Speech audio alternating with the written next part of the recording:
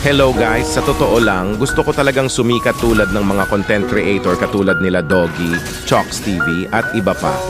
Alam nyo, dahil sa kanila, na-inspire ako gumawa ng mga videos kahit hindi pa ganoon kaganda ang mga videos ko.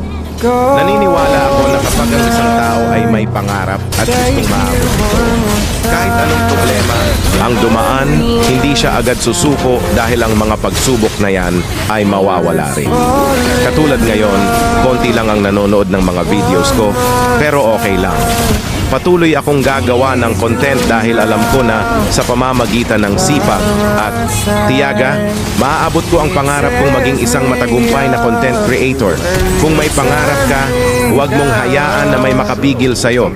Patuloy lang sa pag-push at maniwala sa sarili mo. Maraming salamat sa pakikinig guys. Love you all.